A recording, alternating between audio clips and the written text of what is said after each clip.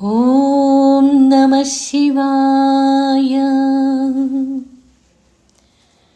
కరస్తే హేమాద్రౌ గిరిశనికటస్థే ధనపతౌ గృహస్థే స్వర్భుజామరసురభి చింతామణిగణే శిరస్తే సీతాంశౌ చరణయుగళస్తే ఖిలశుభే కమర్దదాస్యేహం భవతు భవదర్థం మమ మనః.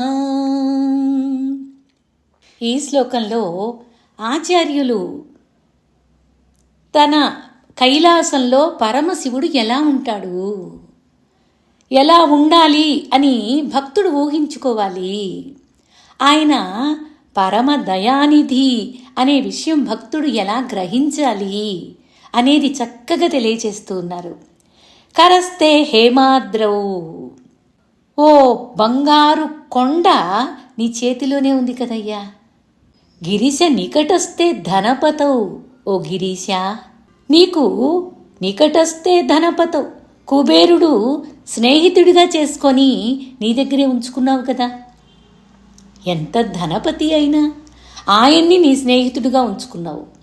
ఆయనకి ధనమిచ్చేది నువ్వే, ఆయన ఆ స్థానంలో ఉంచబడింది నీ చేతనే.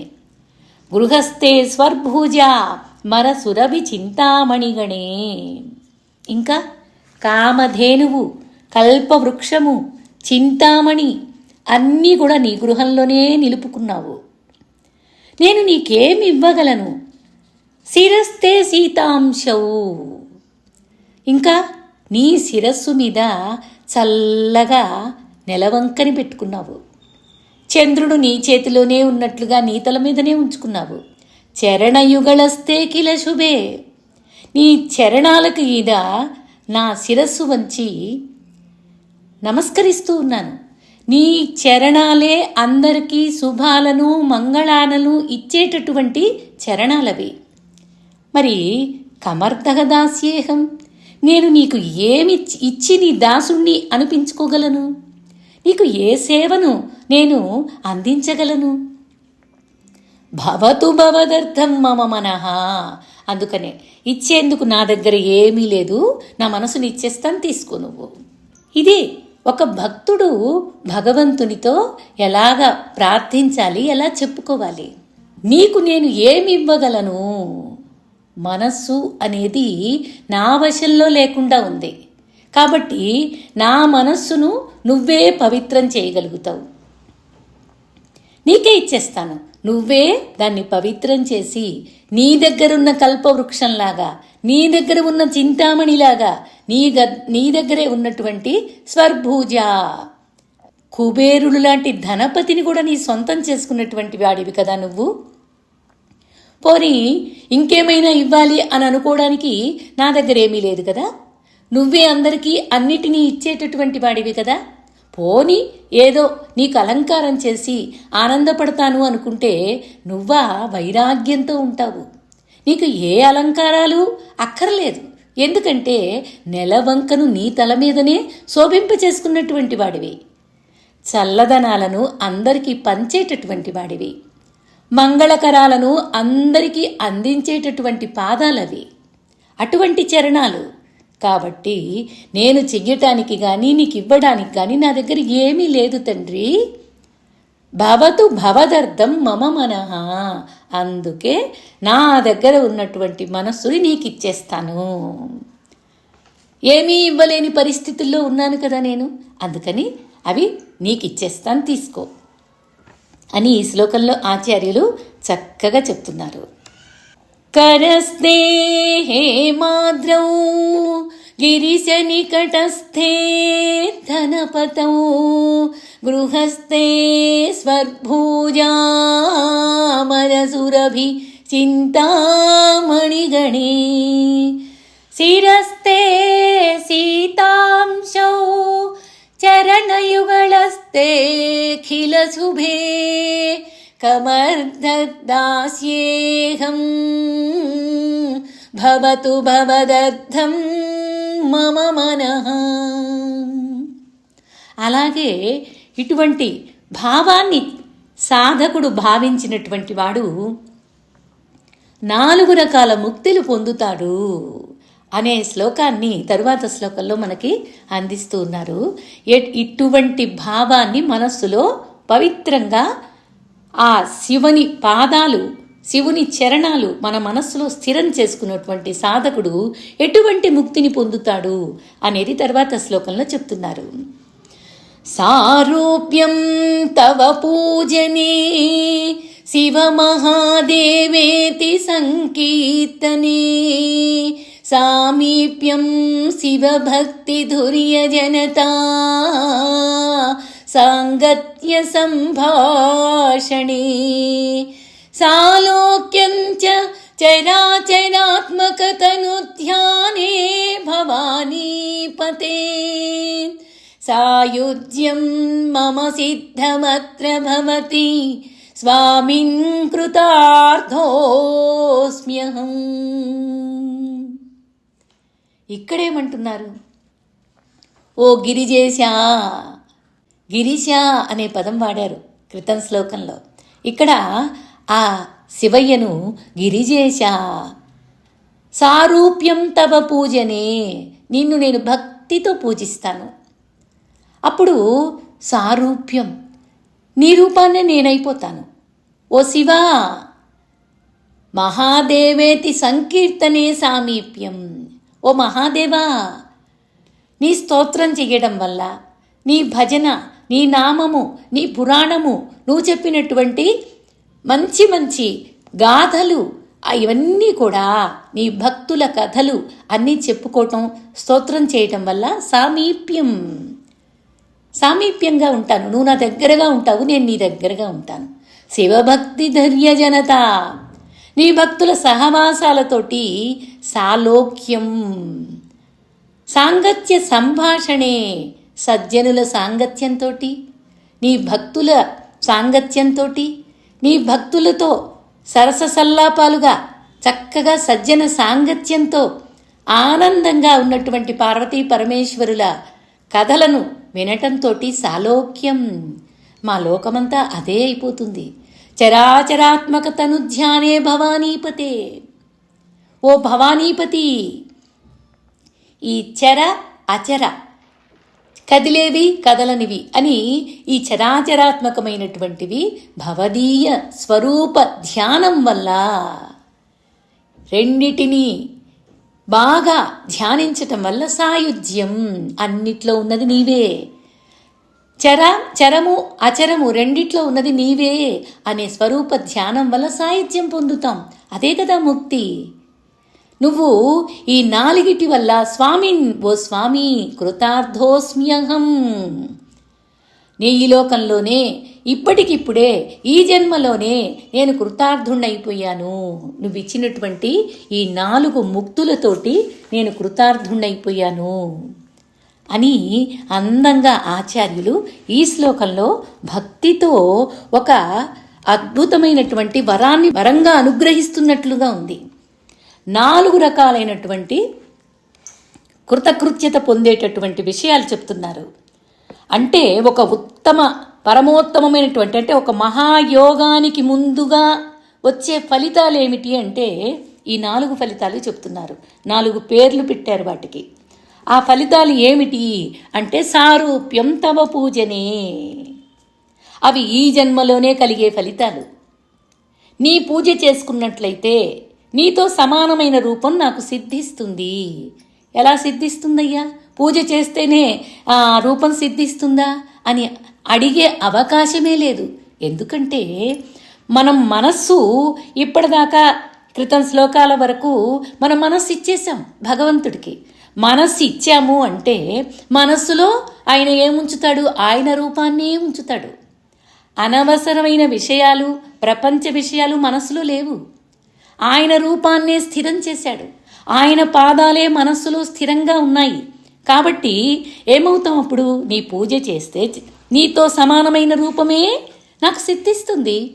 అందుకని సారూప్యం తవ పూజనే మనస్సంతా నీవే నిండిపోయిన తర్వాత నీ రూపము నేను వేరువేరుగా ఉందా? ఇంకా ఒక్కటే కదా. అక్కడ భక్తుడు సారూప్యం నీన్నే పొందుతాను అని చక్కగా చెప్పుకుంటున్నాడు. శివమహాదేవేతి సంకీర్తనే సామీప్యం. శివ అని మొదలుపెట్టి నీ అనేక నామాలు, అనేక కీర్తనలు, అనేకమైనటువంటి శివగాథలు, శివభక్తులు చెప్పినటువంటి నీ యొక్క గొప్ప మహిమలు, వీటన్నిటినీ కూడా మేము తలుచుకుంటూ ఉంటాం కదా, సంకీర్తన చేస్తూ ఉంటాం కదా. నీ నామ భజన నేను ఏమారను కదా. నేనే నీవైపోయిన తర్వాత, నీ రూపాన్ని నేను పొందిన తరువాత ఇంక నేనేం చేస్తాను? నీ సంకీర్తనే చేస్తాను కదా. అప్పుడేమైనట్లు? సామీప్యం. నా దగ్గర నువ్వైనా ఉంటావు, నీ దగ్గర నేనైనా ఉంటాను. అప్పుడు సామీప్య సిద్ధి లభించినట్లే కదా. తర్వాత సాంగత్య సంభాషణే సాలోక్యం అంటున్నారు. అంటే శివభక్తి కలిగిన తరువాత నేను కూడా శివభక్తి కలిగిన వాళ్ళతోనే ఉంటాను కదా, వాళ్ళతోనే కలిసి ఉంటా, వాళ్ళతోనే సంభాషిస్తా, నీ గురించే చర్చిస్తా, నీ పురాణ గాథలే చెప్పుకుంటూ ఉంటాం. ఇవి తెలిసిన వారితో సజ్జన సాంగత్యం చేస్తూ ఉంటాం కదా. శివపార్వతులిద్దరూ సరస సల్లాపాలతో ఉన్నటువంటి రూపాన్ని మనస్సులో స్మరణ చేస్తూ వారు కలిగే ఆనందాన్ని, వారు కలిగే మాకిచ్చేటటువంటి అనుభూతి ఎలా ఉండాలో బాగా స్పష్టంగా ఈ శ్లోకంలో అర్థం చేసుకోవచ్చు. అందుకే అటువంటి భక్తి కలిగిన వారు ఎక్కడ ఉంటే నీవు అక్కడే ఉంటావు కదా. అటువంటి భక్తి కలిగినటువంటి వాళ్ళతోటి నేను సాంగత్యం చేస్తాను. అప్పుడు నేను అంతే భక్తిగా ఉంటాను. ఇంత భక్తి అక్కడ ఉన్నప్పుడు నువ్వెక్కడుంటావు? నువ్వు అక్కడే ఉంటావు కదా. నీ గురించి స్తోత్రిస్తే నువ్వు అక్కడికే ఉంటావు కదా. ఆ లోకమంతా నీ లోకమే అయిపోతుంది. అందుకే సాలోక్యం. చరాచరాత్మక తనుధ్యానే భవానీపతే. మరి నీవు ఉన్న ప్రదేశమే కదా కైలాసం. కాబట్టి అదే సాలోక్యమైపోతుంది, అదే సాయుధ్యమైపోతుంది. భవానీపతే, నిన్నే ధ్యానం చేస్తానయ్యా. మమ సిద్ధమత్ర భవతి స్వామిన్ కుతార్థోస్మ్యహం. ఇక్కడ చక్కగా సామీప్యం, సారూప్యం, సాలోక్యం అంటున్నారు. ఈ సాలోక్యం గురించి ఇక్కడ ఒక ఇది చెప్తున్నారు. చరము, అచరము రెండున్నాయి. చరాచరాత్మక తనుధ్యానే భవానీపతే. చరము అంటే ఏంటి? కదిలేవి. అచరము కదలనివి అంటే జడము, చైతన్యము అని రెండున్నాయి. అంటే ఇవన్నీ నీ రూపాలే కదా. కదలకుండా ఉన్న పర్వతాలు, కొండలు, వస్తువులు ఇవన్నీ కదలవు, కానీ వాటిల్లో కూడా నువ్వే ఉన్నావు. నీతో కలిసే ఉన్నాయి. కదిలేవి, కదలనివి రెండు నీతో పాటుగానే ఉన్నాయి. వాటిల్లో నువ్వే ఉన్నావు. అప్పుడు సాయుధ్యంగా ఇంకేమవుతుంది? కలిసే ఉంటే సాయుధ్యమే కదా. మమ సిద్ధమత్ర భవతి. ఈ జన్మలో నేను సాధించవలసినటువంటి కృతార్థత సాధించిన వాడిని అవుతాను. ఈ 4 యోగాలు కూడా మహాయోగానికి ముందుగా వచ్చేటటువంటి ఫలితాలు. వాటిని గురించి ఆచార్యులు చక్కగా సాధకుడు ఎలా ప్రార్థించాలి అనే విషయాన్ని స్పష్టంగా తెలియజేస్తున్నారు. సాధన ఏ విధంగా సాగాలి అనేది ఇక్కడ చక్కగా అందిస్తున్నారు. పూజ చేస్తే నీ రూపం పొందుతాను అనే సందేహమే రాకూడదు. మనసు మొత్తం శివపాదాలను దర్శించి మనసులో శివదర్శనం కాక ఇంకేముంటుంది? నా మనస్సే నీకు ఇచ్చేశాను కదా అని స్మరణ చేస్తున్నారు. నిన్నే స్మరిస్తాను, నిన్నే సంకీర్తన చేస్తాను. అప్పుడు సాయుధ్యం అయిపోతుంది, సాలోక్యం అయిపోతుంది, సామీప్యము అయిపోతుంది. ఇదే కదా ముక్తి అంటే. ఇక్కడ సాలోక్యం, ఆయన లోకంలో నేను ఎలా ఉండగలుగుతాను అనేదానికి ఒక ఉదాహరణ చెప్తున్నారు. పశ్చిమ తీర ప్రాంతంలో దారుకావనం అనేటటువంటి ఒక అడవి ప్రాంతం ఉంది. ఆ దారుకావనానికి దారుకి అనే రాక్షసిని అధిపతిగా అమ్మవారు నియమించారట. ఎందుకంటే శివభక్తి ఉంది వాళ్ళల్లో. అందుకని ఈ వనాన్ని నువ్వే పరిపాలించుకో, ఈ వనానికి అధిదేవత నీవే అని చెప్పి అమ్మవారు చెప్పింది.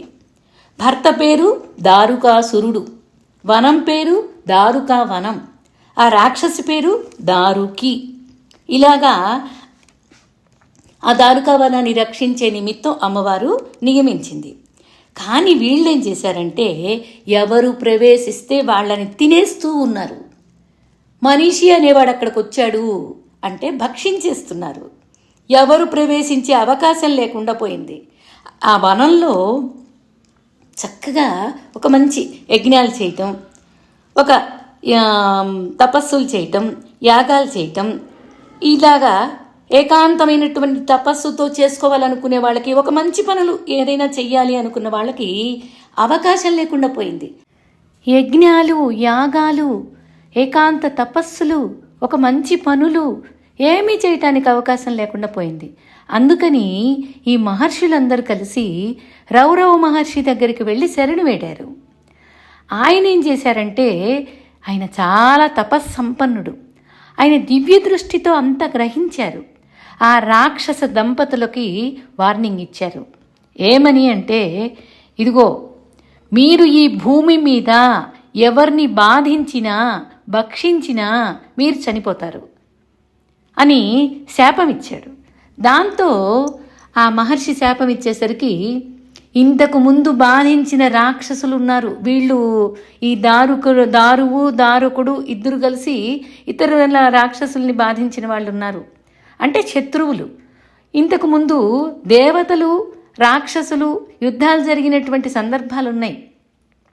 ఈ సందర్భంలో ఏం చేశారంటే ఈ దారుకుణ్ణి ఇద్దరిని బాధించడం మొదలుపెట్టారు.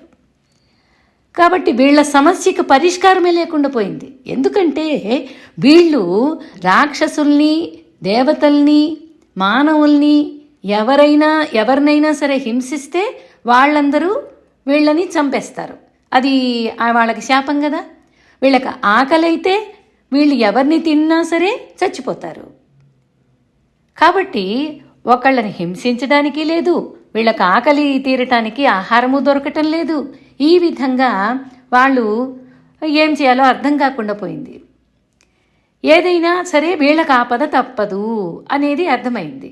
ఈ కష్టాన్ని ఎలా దాటాలి అని ఆలోచించి వాళ్ళేం చేశారంటే ఈ దారుకావనాన్ని మొత్తాన్ని భార్యాభర్తలు ఇద్దరు కలిసి, రాక్షసులు కదండి, బలం ఎక్కువ, దారుకావనాన్ని పెళ్లగించి సముద్ర మధ్యంలో పెట్టారు. సముద్ర మధ్యంలో ఉంది కాబట్టి అది భూమి కిందకి రాదు, జలంలో ఉంటుంది. కాబట్టి అక్కడ జలచరాలు ఏమైనా ఉంటే వాటిని తింటూ కాలక్షేపం చేస్తూ ఉన్నారు. ఒకరోజు భూమి మీద కదా శాపం, కాబట్టి మనకి నీళ్లలో ఏమీ సమస్య లేదులే అనుకున్నారు. అలా కాలక్షేపం చేస్తున్నారు. ఒకరోజు ఏమైందంటే కొంతమంది మనుషులు పడవలో వ్యాపార నిమిత్తం సముద్రంలోకి వచ్చారు, పడవలో వచ్చారు. ఆ రాక్షసులు ఏం చేశారు, ఈ మనుషులు వస్తున్నారని గమనించి ఆ పడవలో రాక్షసులందరినీ నిలబెట్టి కట్టేశారు. వీళ్ళని తినేసేద్దాం అని చెప్పేసి పడవని ఆపేసి పడవలో మనుషుల్ని కట్టేసి, వాళ్ళకి భూమి స్పర్శ లేదు కదా, వీళ్ళని తినేద్దాము, ఆహారం దొరికింది ఇంతకాలానికి అని చెప్పేసి అనుకున్నారు. ఆ పడవలో వచ్చినటువంటి వాళ్ళల్లో సుప్రియుడు అనేటటువంటి ఒక నాయకుళ్లాగా అనిపించాడు. అతను మహాశివభక్తుడు. వ్యాపార నిమిత్తం వస్తున్నారు అందరు కలిసి. ఆ నాయకుడు ఏం చేశాడు, శివభక్తుడు కదా, పడవలో ప్రయాణం, జలంలో పడవ, అందువల్ల అందరినీ చుట్టుపక్కల ఉన్న వాళ్ళందరితో కూడా శివనామాన్ని పలికిస్తూ ఉన్నాడు. వచ్చేదాకా శివనామ భజంతో పవిత్రం చేశాడు అందరి మనసుల్ని. అందరూ చక్కగా శివభక్తితో ఉన్నారు. ఈయన మంచి భస్మధారి, రుద్రాక్షమాలలు వేసుకుంటాడు. పోనీ బాహ్య వేషణే కాదు, చక్కగా లోపల కూడా మంచి భక్తితో ఉన్నటువంటి వాడు. బాహ్య ఆడంబరాలు ఒక్కటే కాదు. అందరికీ ఈయన నాయకుళ్లాగా వీళ్ళిద్దరు గ్రహించి ఈ శివనామ స్మరణతో వీళ్ళందరినీ పరవశింపచేస్తున్నాడు, వీళ్ళనందరినీ రక్షిస్తాడేమో అని వీళ్ళకి కొంచెం అధైర్యం వచ్చింది. కానీ వీళ్ళు మాత్రం తినేయాలని నిర్ణయానికి వచ్చారు. ఈ సుప్రియుడు ఏం చేశాడు, అందరికీ శివభక్తి పెంచాడు కాబట్టి మీకేం పర్వాలేదు, శివయ్య మనల్ని రక్షిస్తాడు అని ధైర్యం చెప్పాడు. ఆ దారుకుడు చూశాడు. ఎంత ధైర్యం చెప్తున్నప్పటికీ కళ్ళల్లో కాస్తంత భయం కనపడుతుంది. కానీ మనసులో మాత్రం స్థిరంగా ఉన్నాడు అని గమనించాడు. శివభక్తి ఉంది అని గమనించాడు.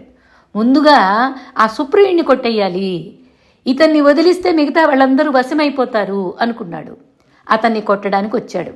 కానీ శివనామ భక్తికి పరమేశ్వరుడు, అందరూ శివనామంతో బాగా భక్తి చేశారు, శివనామాన్ని బాగా జపించారు. ఆ భక్తికి అక్కడికి ప్రత్యక్షమయ్యాడు పరమేశ్వరుడు. ఆయన ఒక్కడే వచ్చాడా? ఆయన ఒక్కడే రాలేదు. ఒక మందిరంలో ఒక శివలింగం, ఆ శివలింగంలో ఉద్భవించినటువంటి శివరూపం, పరమేశ్వరుడు ఆవిర్భావం జరిగినట్లుగా, శివలింగం ఛేదించుకొని వచ్చినట్లుగా శివపరమేశ్వరుడు ప్రత్యక్షమయ్యాడు. అట్లా పాశుపతాస్త్రంతో వాళ్లను, అంటే ఆయన పాశుపతాస్త్రంతో వచ్చాడు, ఆ పాశుపతాస్త్రంతో రాక్షసుల్ని చంపేశాడు. చంపేసేసరికి ఇంకా వాళ్ళిద్దరు చచ్చిపోయారు. నేనున్నాను, మీకేం పర్వాలేదు అని చెప్పేసి సుప్రియుడికి, భక్తులకి పరమేశ్వరుడు చెప్పాడు. ఈ మందిరంతో వచ్చాను నేను ఇక్కడికి, ఈ మందిరంతో సహా ఇలా ఆవిర్భావం జరిగింది కాబట్టి ఒక పవిత్రంగా ఈ స్థలాన్ని భావించండి. ఈ మందిరం ఈ నీళ్లలో పైననే తేలుతూ ఉంటుంది.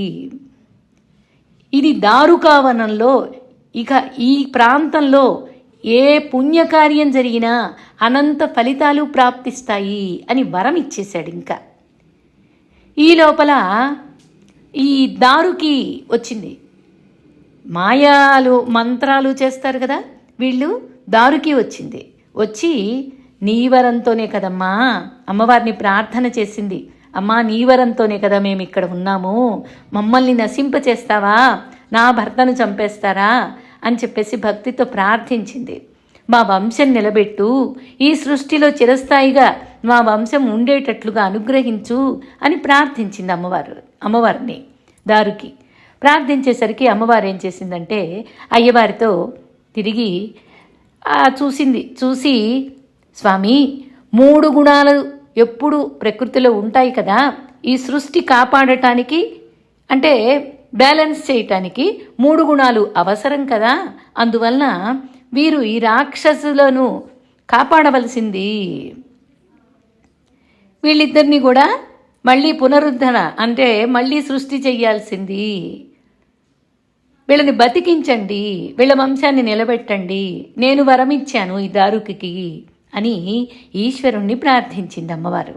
అప్పుడు పరమశివుడు చెప్పాడు, బ్రహ్మగారికి విచిత్రంగా సృష్టి చెయ్యమని నేనే ఆదేశించాను, ఆ బాధ్యత ఆయనే చక్కగా నిర్వహించారు.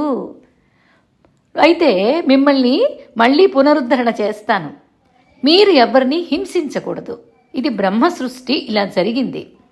మీరు రాక్షస గుణాలతో ఉన్నారు, మీ పని మీరు చేసుకోండి, ఎవ్వరిని హింసించద్దు, అలా కాకపోతే మాత్రం మీకు శిక్ష తప్పదు అని చెప్పి ఆ దారుకావనంలో ఈ పరమశివుడు నాగేశ్వరుడు, నాగేశ్వరిగా, అమ్మవారు అయ్యవారు మేమిద్దరం కొలువై ఉంటాము, మా కోసం ఈ స్థానంలో, ఈ ప్రదేశంలో ఏ పుణ్యకార్యం ఎవరు చేసినా ఉత్తమ ఫలితాలు పొందుతారు అని ఆ స్వామి పరమశివుడు నాగేశ్వరులుగా సరస సల్లాపాలతో ఆనందంగా అక్కడే ఆ స్థానంలోనే బాగా స్థిరంగా ఉన్నారు.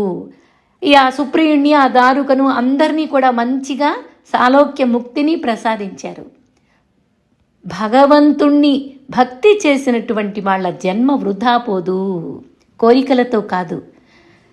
ఇలాగా సామీప్యం, సారూప్యం, మనస్సులో ఆ రూపాన్నే పొంది, మనస్సులో శివనామ సంకీర్తన చేసి, స్వామికి దగ్గరగా ఉండి, అదే సాంగత్యంతో, సజ్జన సాంగత్యంతో శివ సంభాషణలు చేసి సాలోక్యం పొంది, అదే స్థితిలో అనుభవించి భవానీపతిగా ఆయన్ని దర్శించి సాయుధ్యం పొంది మమ సిద్ధమత్ర భవతి, ఇక్కడే ఈ లోకంలోనే నా జన్మని కృతార్థోస్మ్యహం. అటువంటి సరస సల్లాపాలతో ఆనందంగా ఉన్నటువంటి ఆ రూపాన్ని, ఆ పరమేశ్వరుడే ఉన్నాడు అనిపించేటటువంటి రూపాన్ని అంతటా సాలోక్య ముక్తిని ప్రసాదించారు. పరమేశ్వరుడే అంతటా అంటే ప్రతి వస్తువు, ప్రతి వ్యక్తిలో, ఏ వ్యక్తిలో అయినా ఉన్నదంతా జడ చైతన్యాలతో అంతా ఏ ప్రదేశంలో ఉన్నా అంతా పరమేశ్వరుడే. సాయుధ్య ముక్తిని అందరూ పొందుదురుగాక అని ఆశీర్వాదాన్ని పొందుదాం.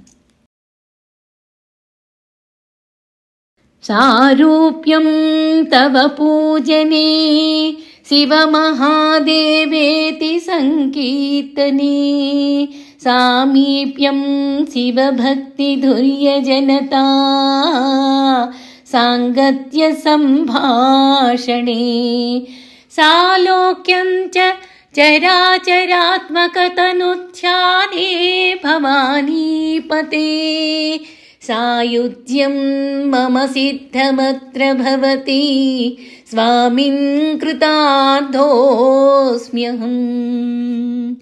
ఓ